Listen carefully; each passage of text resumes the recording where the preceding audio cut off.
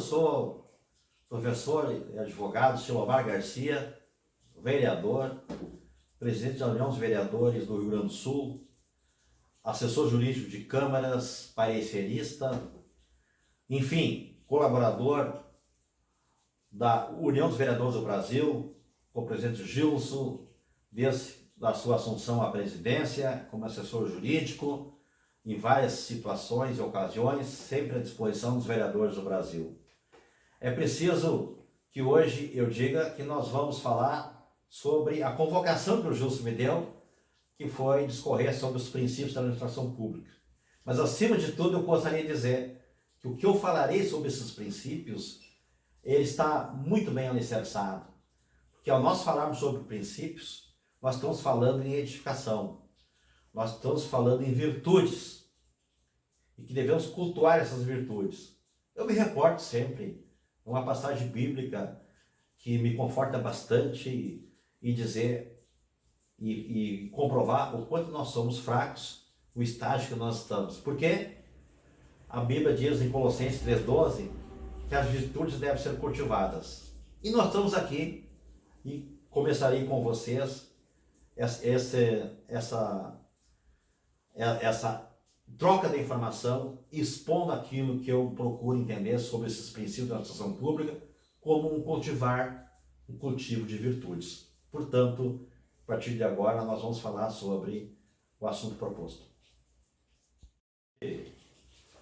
Em pleno período de exceção, já que estamos submetidos a uma pandemia, temos que, através da UVB, levar a mensagem dos vereadores a todo o estado todos os estados brasileiros e a todos os vereadores de todos os confins desse país de dimensões continentais.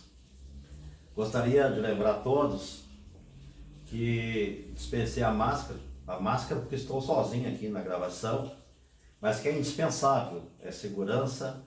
Hoje até está normatizado, mas enfim, entre os EPIs é uma ferramenta indispensável para que tenhamos segurança.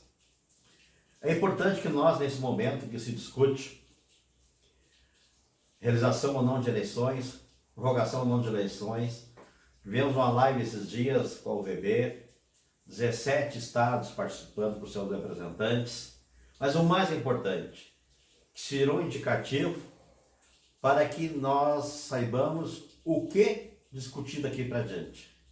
Todos nós queremos eleição, mas não queremos a insegurança à saúde do brasileiro. Nós não estaremos submetendo só a classe política, os candidatos, pré-candidatos às convenções municipais. Temos afinidade de partidos políticos, mas o importante é que cada partido terá a sua convenção. E na sua convenção vai envolver toda a população através de seus filiados e simpatizantes.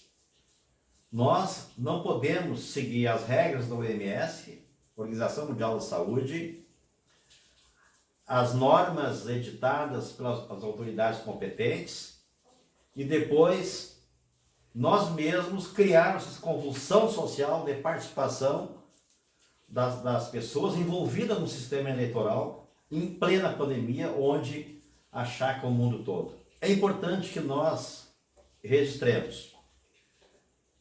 Queremos eleição, faz parte do princípio democrático, mas precisamos que tenhamos segurança à saúde do brasileiro. O importante é que nós destinemos esse recurso que é gigantesco do fundo eleitoral para colaborar com as ações de saúde. As eleições com mandatos prorrogados para unificação já ocorreu no passado, 1982. Desde que o Congresso Nacional formate, institucionalizando essas medidas, nós teremos então a segurança jurídica para que elas ocorram. Estamos assistindo o próximo ministro presidente do Tribunal Superior Eleitoral, ministro Barroso, mas ele não decide nada. Quem decide é o Congresso Nacional. O Tribunal Superior Eleitoral, o TSE, só é o condutor do processo eleitoral. Portanto, que fique bem claro, repisando o que nós já discutimos e formatamos semana passada, esse é o foco para que nós acionemos, através da UVB, sob a liderança do presidente Gilson Gonzatti, no nosso fórum de presidentes estaduais, todos os vereadores do Brasil, com as suas reuniões estaduais também, inteirados no único fim, que é colaborar para que nós saiamos no futuro próximo desse processo de pandemia, período de exceção, não só mais solidários, mas fortalecidos também, fomentando o nosso dever cívico, conscientes de nossa responsabilidade. Mas o tema é outro. Esse preâmbulo foi para que nós reflitamos sobre o momento que vivemos. O momento que a UVB vai ter que tomar partido e tirar sistematizações das ações de todos os estados brasileiros. Nós, e eu estou no Rio Grande do Sul, ainda estamos numa situação confortável perto dos outros estados. Mas imagine a eleição em São Paulo, no Ceará, Manaus, Rio de Janeiro e assim por diante, nos estados onde a pandemia e esse surto do vírus pegou mais forte e causa trauma na sociedade. Então, é preciso que nós, e quero nesse momento também louvar a atitude do presidente Gilson, de fazer esse ciclo de palestras, de informações online, para que nós possamos continuar interagindo. Nós estamos vivendo um período de reinvenção. A crise atacou a todo mundo, atingiu a todos. Hoje nós estamos com as entidades trabalhando de modo remoto, mas sem deixar de atender as câmaras de vereadores dos estados. No Rio Grande do Sul fazemos a mesma coisa. Mas é importante que nós paremos um pouco para pensar e vamos refletir e vamos falar hoje sobre os princípios da administração pública. É importante que nós nos norteemos por princípios.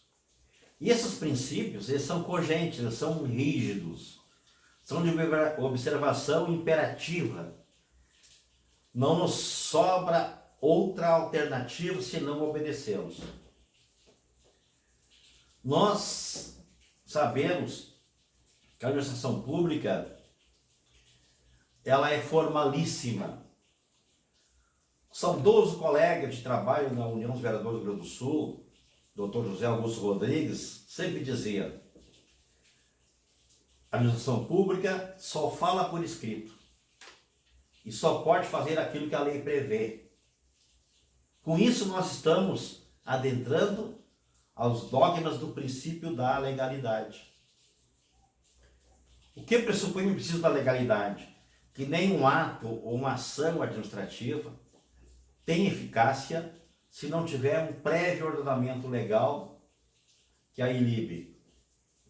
É preciso que nós tenhamos a consciência que todos os atos a serem praticados na administração pública estão sujeitos ao princípio da legalidade. Isto pressupõe o formalismo da administração pública. E, pasmem, senhores, eu costumo dizer em todas as alocuções que faço por aí, existem situações que palavra não tem valor, porque o que vale é o que está escrito. Isso pressupõe o princípio da legalidade. A administração pública ela é rígida, por quê? Porque nós temos que ter uma segurança através dos seus atos para que tenhamos efeitos eficazes. O efeito eficaz da administração pública é a segurança para a população, porque o interesse público ele é prevalente. E sendo prevalente, nós não podemos abrir mão dele. A Constituição Federal, no artigo 37, caput, traz o rol dos 5 princípios da administração pública. O segundo princípio vem da impessoalidade. Nós não podemos dirigir a administração pública para a pessoalização, para a individualização, para determinados grupos. Ela deve ser universal, atingir a todos, servir para todos. A norma jurídica, ela não pode ser pessoalizada. Sabemos, e eu tenho dito, repito, eu tenho vários colegas que participarão desse ciclo, inclusive o doutor Eduardo Requião, brilhante painelista e jurista, doutor Danilo Falcão, e entre outros, que poderia enumerá-los, mas é importante que nós frisemos. O princípio da impessoalidade, ele impõe que a lei seja subjetiva, que não tenha direcionamentos, beneficiar A ou B. É importante que nós frisemos de novo, com muita ênfase, de que toda norma que for pessoalizada, direcionada, ela sai viciada, nasce viciada. E lá nós podemos observar quando tratarmos do processo legislativo, que é impossível nós trabalharmos alguns capítulos dissociados dos demais. Por exemplo, uma determinada norma jurídica chegou na Câmara Municipal através de uma iniciativa, seja do Executivo, seja do Legislativo. É preciso que nós depreendamos do que e onde e para que ela veio, a proposta ao mundo jurídico. Se vai favorecer alguém, desfavorecer alguém, ou se vai contentar alguns por interesses próprios. Portanto, este vem de encontro, não ao encontro, de encontro ao princípio da impessoalidade, que pressupõe que a lei deve atingir a todos indistintamente, para que ela tenha, então, eficácia e tenha, então, efeitos jurídicos segundo o que preceitua a Constituição no artigo 37 caput.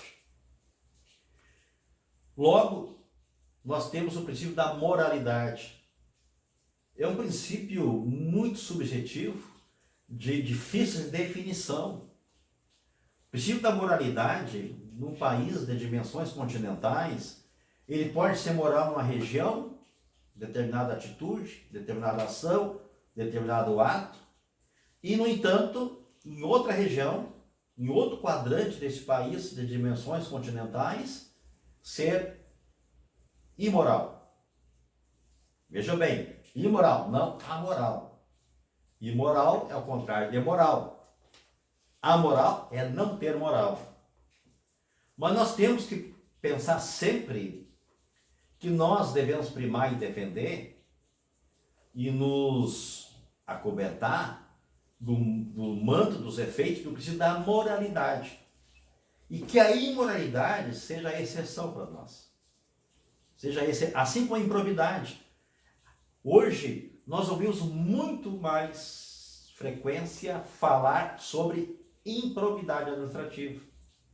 E eu procuro dizer aos colegas, vereadores, aos assessores, aos servidores, a quem nos assiste, que nós devemos defender, explicitar o que é probidade. Esta é a regra. A improbidade é a exceção, é o desvio de conduta, é o deslize do cumprimento da norma, que depois nos traz a uma sanção administrativa, política, e nos leva até, de repente, conforme a combinação com outros atos, a uma sanção penal. Mas o importante é que nós definamos o princípio da moralidade. E vejam bem, é normal nós vermos, principalmente nas ações do Ministério Público, que instauram expedientes, peça informativa, inquérito civil público, transformam em ação civil pública por improbidade administrativa, às vezes sem ter, literalmente, uma ação ofendida, um ato ofendido, uma norma agredida. Mas, principalmente, porque ao ver do Ministério Público, entendeu determinado ato, determinada norma, ou uma lei já, inclusive, publicada, ela quebrou o princípio da moralidade. E nisto nós ficamos muito a pé para fazermos uma defesa bem elaborada, porque nós temos que criar conceitos hermenêuticos para enfrentar essa situação. Que na visão do Ministério Público, determinado ato pode ser imoral. Mas na comunidade, no meio onde estou contextualizado, esse ato pode ser moral. Se nós formos até cotejar matérias de outros tribunais estaduais, nós vamos ver decisões precedentes em várias direções. Por quê? Porque os julgadores, hermeneutizando a matéria, em combinação até com o direito consuetudinário, eles podem, inclusive, entender por um lado ou para o outro, conforme for os costumes médios aceitáveis pela população daquela região.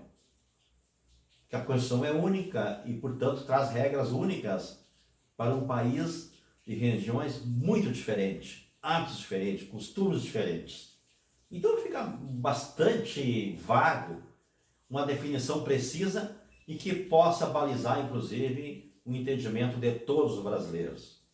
Mas nós, operadores profissionais do direito administrativo, do direito constitucional que baliza nossas ações, operadores das câmaras municipais e do processo legislativo, nós temos que fazer exercícios, inclusive, de práticas de interpretação para que nós possamos levar uma mensagem mais filtrada possível e objetiva e útil para o nosso público-alvo. Vereadores, vereadoras, servidores, servidoras, assessores e a população, por que não? Nós não trabalhamos diretamente com a população, operando a estrutura, o processo legislativo, os princípios, competências e prerrogativas da Câmara Municipal. Mas o efeito é para a população. A quem nós queremos atingir? A população, que é ela que se serve dos serviços públicos. Paz, meus senhores, colegas e quem nos assiste. Chegou a um ponto de nós termos a Lei 3.460, que é o Código de Defesa dos Usuários de Serviços Públicos. Ao meu ver, ao meu sentir, isto faz-nos refletir e nós até parar um pouco e avaliar nossas atitudes, as nossas ações. Por quê? A que ponto chegamos de ter uma norma, um código para defender os usuários do serviço que nós prestamos? Nós, agentes políticos, agentes públicos, temos o dever de prestar um bom serviço, escorreito, com presteza, com exatidão, com celeridade, com eficiência, com eficácia.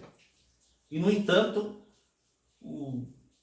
por alguns, alguns equívocos históricos de conduta desses agentes, os usuários, que é a população, que é o munícipe, no nosso caso, teve que se proteger através de um código de defesa dos usuários de serviços públicos. Então, por isso que é importante que nós pensemos bem sobre o princípio da moralidade. Que a partir do momento que nós formos desidiosos, prestarmos um mau serviço ou ineficaz, nós, além de, em alguns casos, prevaricar, nós estamos também praticando e ofendendo o princípio da moralidade administrativa. Por isso, eu gosto de pautar bem essas matérias. E o princípio da publicidade? É tão falado, tão discutido, inclusive a nível nacional, por leis e normas federais, de que nem tudo é dado publicidade. Mas vejam bem, nós precisamos ter a consciência formada e a convicção de que os atos administrativos, os julgamentos administrativos, até os judiciais são públicos de pleno direito. Artigo 93, 9 da Constituição diz que se não tiver, os atos são públicos e fundamentados.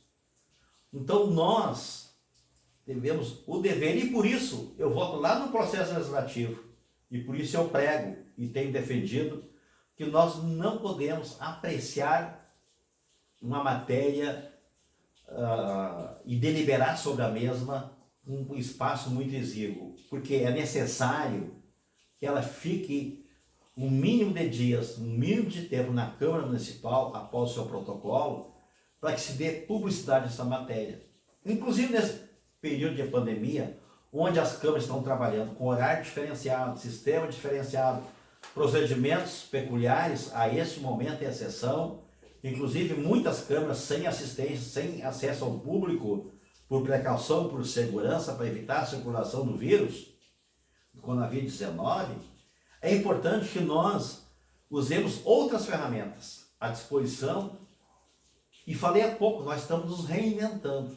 Essa crise nos levou não somente a criar, mas nos reinventar de como podemos fazer melhores serviços, com mais presteza, com melhor clareza, com melhor objetividade e precisão, e atingir os mesmos fins, que é o interesse público. De nada adianta nós falarmos, de nada adianta nós promovermos ciclo de palestras, promovermos esses seminários, encontros e até marchas, se nós não buscarmos, através disso, atender ao bem comum. Então é preciso que nós, para atingir, neste momento de circulação dificultada, o princípio da publicidade, que nós utilizemos essas ferramentas que hoje são modernas e estão à nossa disposição. E são ferramentas eletrônicas, redes sociais, várias redes sociais, Facebook, Instagram, até grupos de WhatsApp, para que nós demos publicidade a todos os procedimentos que adentrem na Câmara. Assim nós estaremos cumprindo o princípio constitucional, que é rígido, é imperativo e é cogente. Mas nós temos que pensar grande, pensar que nosso trabalho, o nosso papel, enquanto UVB, União dos Vereadores do Brasil, enquanto representante de entidades estaduais, é difundir princípios e propósitos de melhorias na presteza do serviço legislativo municipal. Nós somos municipalistas, por isso somos vereadores, somos operadores do direito municipal, somos assessores de câmaras, procuradores de município. Enfim, nós precisamos mostrar a que viemos. Para mostrar a que viemos, nós temos que levar melhores serviços. O nosso grau de eficiência, de eficácia naquilo que fazemos, vai depender do entendimento que nós conseguimos levar e sensibilizar a uma reflexão da população. Portanto, eu quero louvar mais uma vez o presidente Gilson e a nossa disposição, juntamente com os colegas, de aproveitar de casa, nesse período de exceção, cumprindo as regras de segurança, com todos os EPIs necessários, estimulando inclusive, e leva uma mensagem que as câmaras também pensem e reflitam sobre isso. Não suprimindo trabalhos, mas na reinvenção, criando outros mecanismos, outras formas, outras modalidades, de nós atingirmos o papel do vereador, o papel do Poder Legislativo, porque ele não pode ficar inerte e nem suspenso. Nós temos que ter um equilíbrio dos municípios, assim como o Executivo. Nesse momento de necessidade, principalmente na área da assistência social, na área da saúde, está sendo mais aguçado quanto às suas necessidades, nós estamos também à disposição, cumprindo o papel de legisladores. E enquanto poder, não pode ficar suspenso. É um poder que é vivo e faz parte, e é o mais legítimo do município, que ali representa, pelo seu colegiado, 100% dos votos válidos do município. Então, eu diria mais, vamos preparar, através da UVB, unidades estaduais, câmaras municipais, ferramentas que possam cumprir com o princípio da transparência, com o livre acesso à informação. Com isso, nós estaremos, então, cumprindo com o princípio da publicidade. E o princípio da eficiência? De que adianta nós procurarmos participar, muitos coadjuvando, outros protagonizando, serviço administrativo de interesse municipal, de interesse das câmaras municipais. Quando eu falo de interesse das câmaras municipais, eu digo mais, sempre também é de interesse do executivo. Por quê? O vereador tem o papel fiscalizador, legislador, de julgador, tem o papel de assessoramento e de administração da Casa Legislativa, Câmara Municipal. Vejam bem, se o vereador ou nós, operadores do direito, não levarmos essas informações para que melhore a capacidade de legislar, de cumprir o papel de vereador, conhecendo as suas competências e as suas prerrogativas, nós não estaremos formando e cumprindo o princípio da eficiência. Por quê? Se eu não me inteirar de todos os serviços da administração municipal, e é importante, quando eu falo em administração municipal, eu tenho que me reportar fazendo um raio-x de toda a estrutura administrativa por suas secretarias. E se o vereador não conhecer todo esse mecanismo, todas essas ferramentas, essa máquina administrativa, ele vai ser um mau fiscal. E o papel dele é fiscal. Está na Constituição, está prescrito na Constituição, né?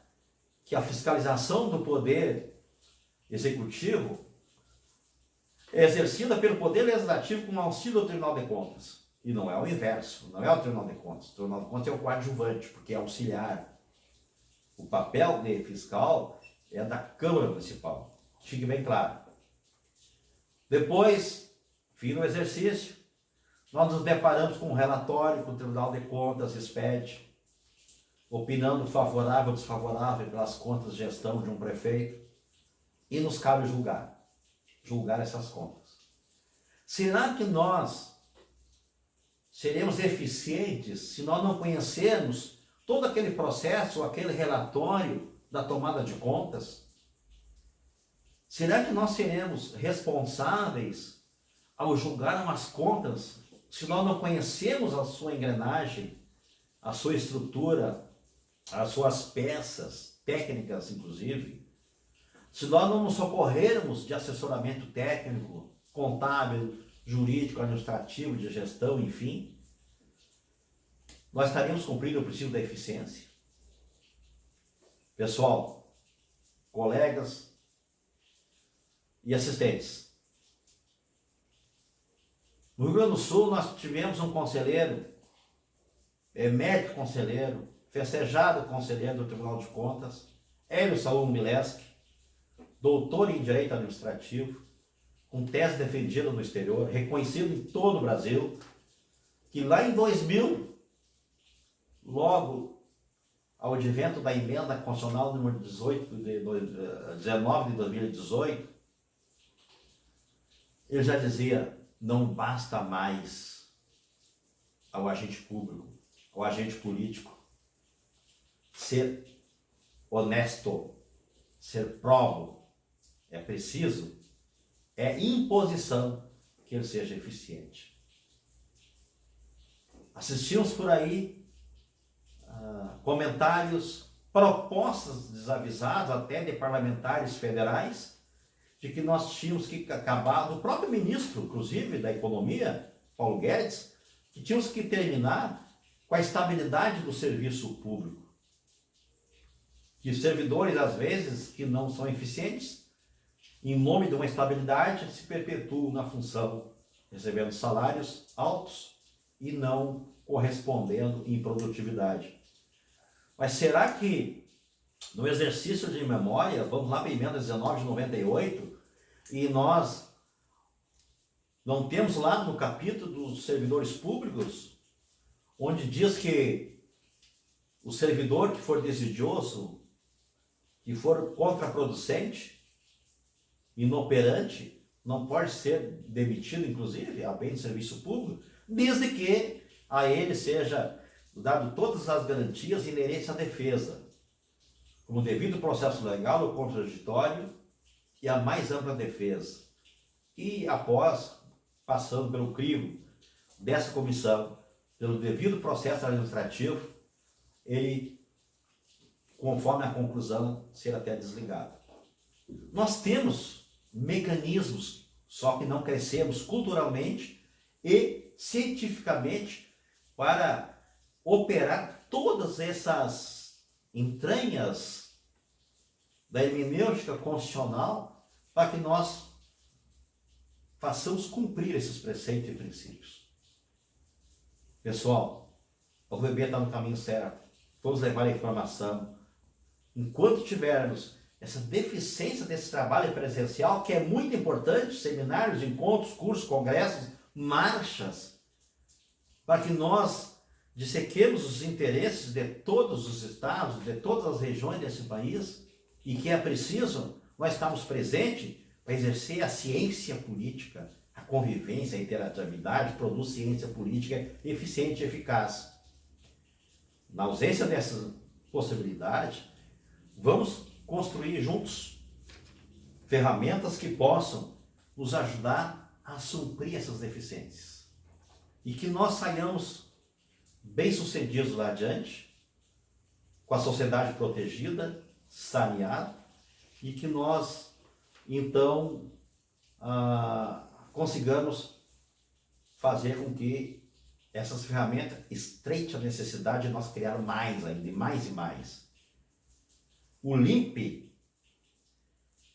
é uma palavra muito citada pelos administrativistas, que advém da primeira letra dos 5 princípios: legalidade, impessoalidade, moralidade, publicidade e eficiência.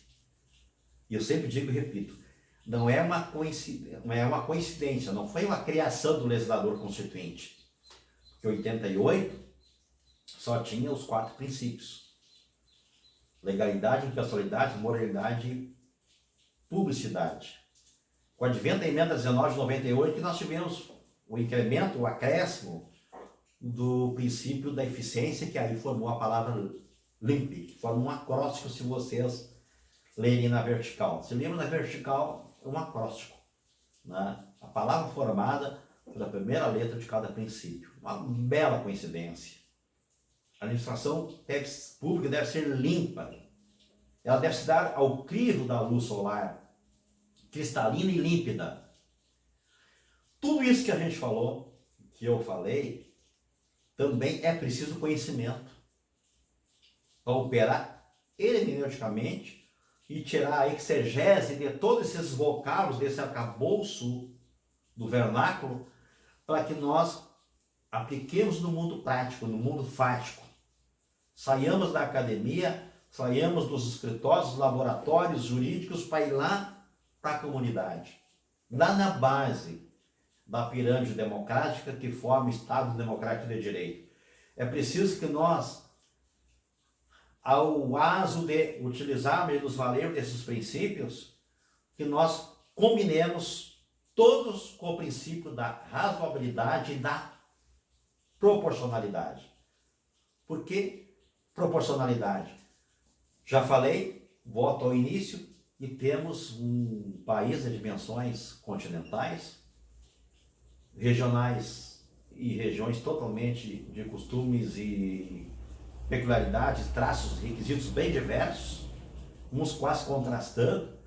Então é preciso que nós flexibilizamos o uso desses princípios, combinando com a razoabilidade. O que é razoável? O que é possível? Alguém infringiu um princípio rígido, mas era possível a não infringência? Vamos flexibilizar. Proporcionalidade do agir, nem para mais, nem para menos, mas numa conduta média, que seja aceitável, que não agrida para menos nem para mais. É preciso que nós combinemos esses princípios para que nós tenhamos presteza, eficiência e eficácia. Eu continuarei à disposição para discorrer sobre outros assuntos. O presidente Gilson me deu e me escalou para falar sobre princípios constitucionais da administração pública. Procurei ser singelo, procurei ser efetivo, proativo, de forma bem prática e sumária, para que quem estiver nos assistindo, através das páginas e das ferramentas da União dos Vereadores do Brasil, consiga entender. Porque os colegas operadores, esses entendem até o fácil com mais precisão, o difícil com mais presteza. Mas é importante que nós nos comuniquemos com a população brasileira. E nós queremos um Brasil de todos e para todos. A UVB marcha certo nesse sentido e que tenhamos sucesso nesse movimento que a UVB fará junto aos deputados federais, junto aos senadores da República, para que nós conduzamos a transformação, a situação ou a possibilidade de haver ou não eleição de forma satisfatória, que tenha o interesse público, mas acima de tudo o interesse social, que é isso que nós precisamos nesse momento de solidariedade entre toda a população, entre todos os povos, que a pandemia ela é universal. Que continuemos juntos e até a próxima, se oportunizar, e assim eu for convocado, estarei trazendo outro módulo.